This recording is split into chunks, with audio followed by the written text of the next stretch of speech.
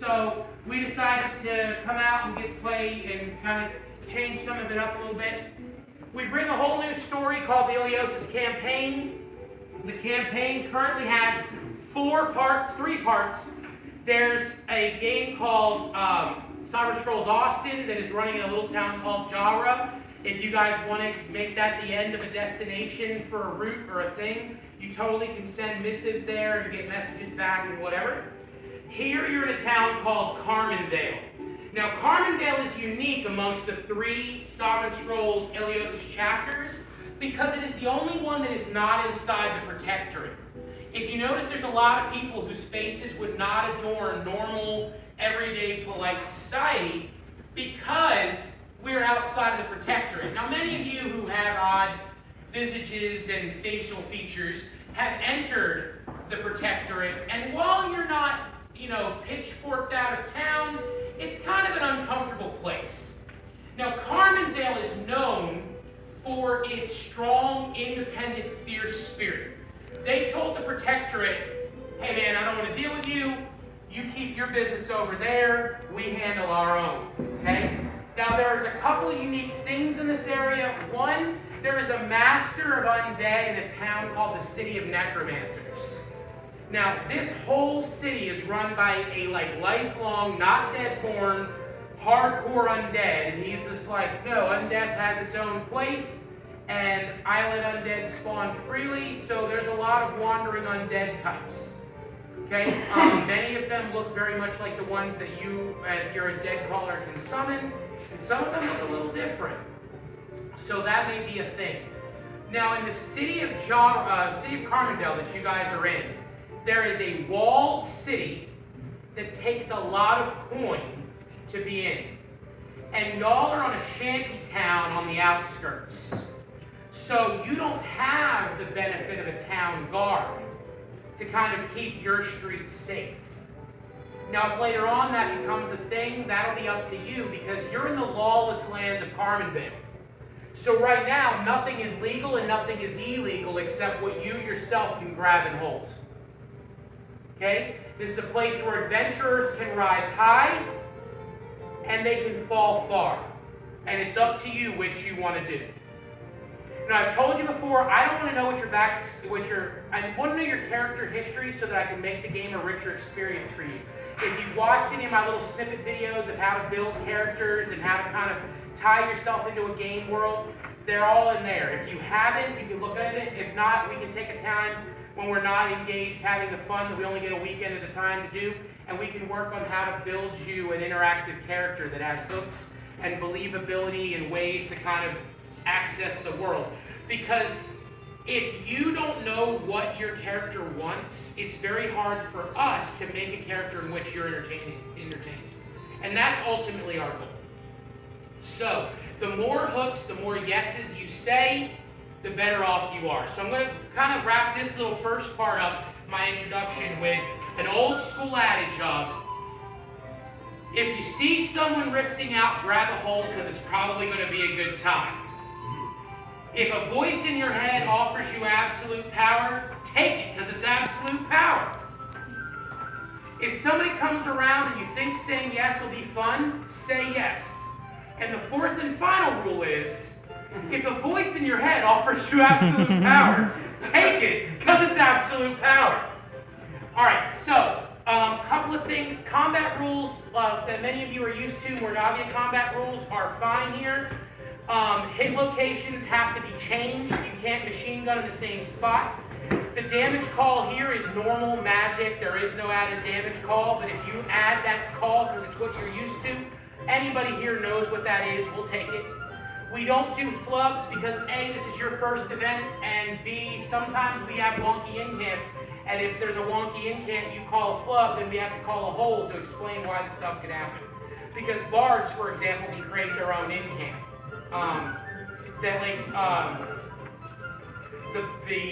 The power you feel will not last. I strike you with a sonic blast. 15 is one that one of our very first bards used. So that's completely up in the air and whatever. And a tom-shaped monster usually forgets what incant goes with what class, and I'll usually do by my Low Nature Knowledge alumni because it's the longest incant, and then I don't feel as much of a cheater.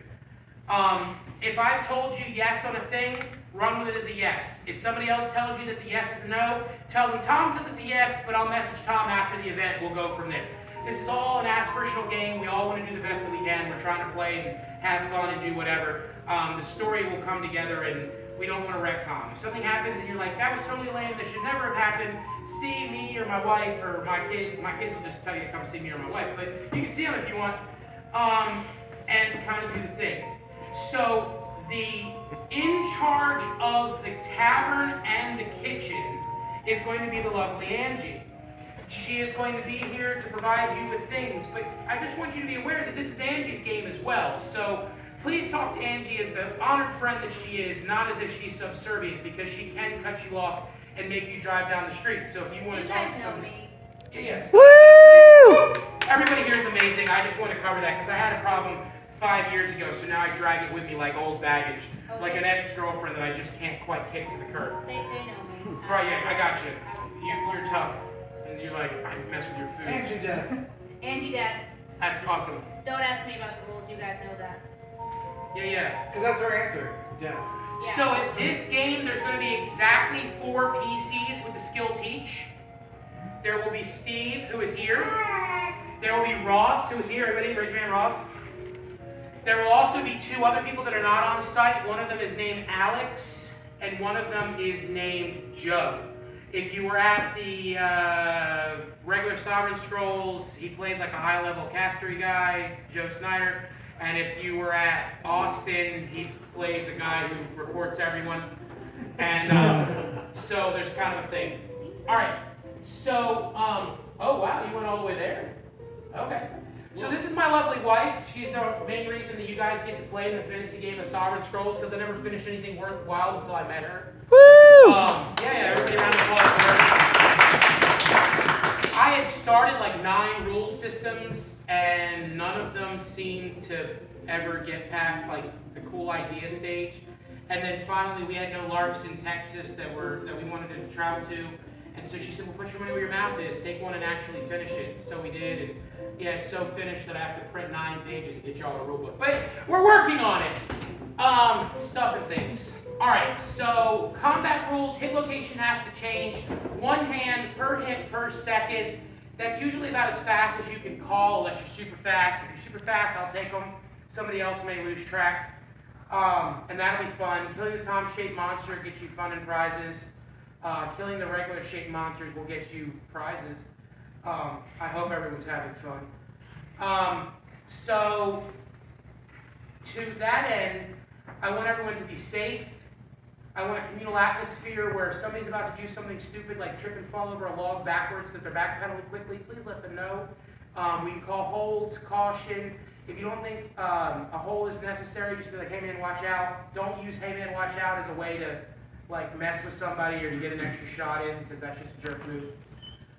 Especially if we use it kind of as a not breaking the whole game with a stop. If anyone at any time feels that they're not safe, they can call a hold. That means we're going to pop the bubble. It's like saying car when you're playing street hockey.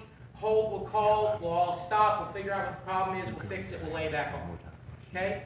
We also have one that's for role-playing things. So if out of game, I'm feeling really threatened, right? So say we've got Adam, right? We've got Adam, and we've got David, and we've got Gavin, right? And all 3 of them look like really angry warriors, and they've got the really, really mean faces on, right? And they come marching up on me with their really, really mean faces. And I don't know if it's an in-game, because I know they're bros, and so I'm really scared out of game. I can do this hand motion, right? The hand motion is out of game. My anxiety level has me kind of feeling like this might be an out of game thing. And what they're going to do is they're going to let me know that it's an in-game thing and just be like, hey, it's totally in-game, whatever. And that's the safety thing. It's so people don't feel threatened. They have a safe space, right? Because we joke about people needing safe spaces, but we really do, because there's a thing called bleed. And if you've never studied it, go ahead and find a class on bleed and LARPing, and there's a whole plethora of things that will be explained about it. But it's when your character feels what you feel, and you feel what your character feels, and sometimes it's really cool, and sometimes it's really scary. And we want LARPing to be cool, because we don't want anybody to quit because they were like, oh man, I got beat up by 3 giant dudes that were just mad at me out of game or whatever. So hand signs are a really quick way to do it. If you really feel bad and if you like just ding someone's car and then you have a role play interaction with them and it looks like they're taking the dinged car into a game thing, you can do this. It's the same hand sign as low, and you do it above your eyes and you just leave. And I'll write a reason why you left. And I don't care if I have to put ink on somebody's card, someone died, someone didn't, whatever. At the end of the day, we want everyone to come out and have fun and be safe. Now, many of us have sailor mouths. We do have kids on site.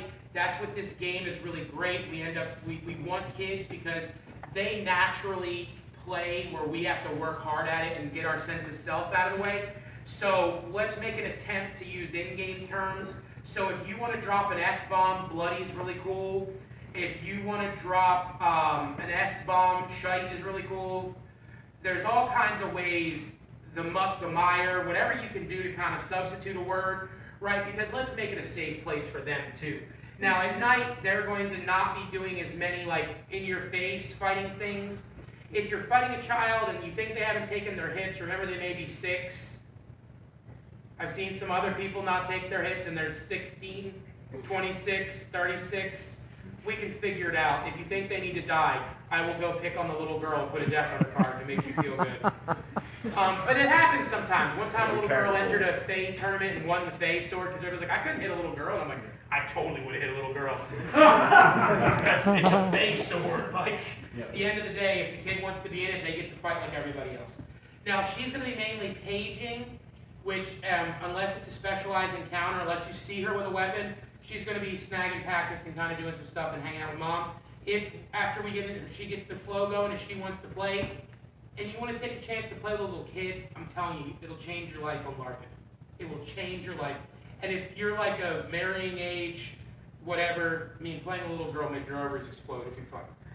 So we're going to get all that stuff done. All right, so I'm talking long. Combat's about the same. Carmen Vale's a bad A town on the edge of the outer fringe. Bad stuff can come into the middle of town. The one aspect of check-in that I didn't do right, because I should never do check-in, is I didn't get NPC sign-ups. Everyone's required to take a 4-hour NPC shift over the course of the weekend.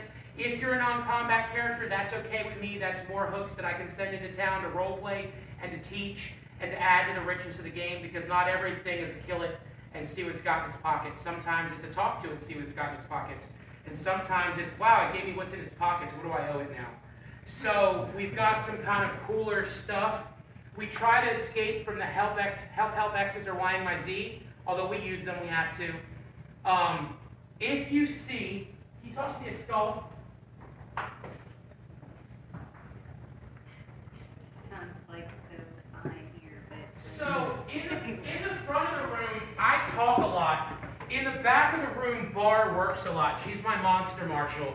She will run everything that comes out of Monster Camp. If there's ultimately a problem, something was like, I don't understand what that thing did or how it did what it did or whatever, Bar's kind of the go-to, and she'll be like, well, it was on the card, or it was, I have no real clue, let me talk to Tom, but she's amazing.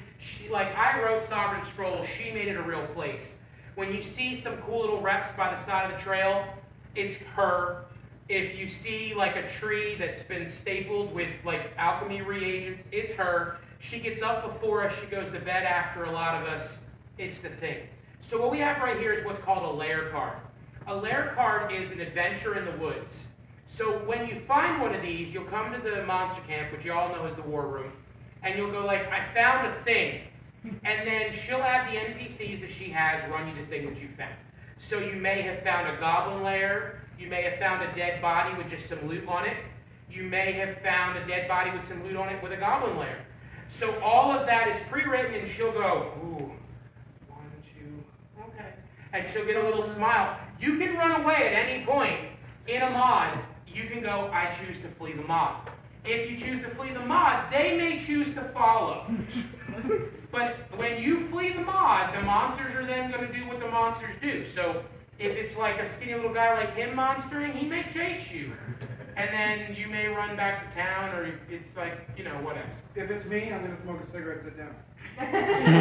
If it's me, I'm going to do the same thing without the cigarettes. So, you know, there's an old saying that if you can get 3 steps away from the Tom Shake monster, you've survived. Yeah. It takes 3 seconds. Also, correct me if I'm wrong, once you pick up the layer card, you are engaged. Yes, right? you are engaged with the layer once you pick it up. You can't just throw 3 of them in your backpack for later.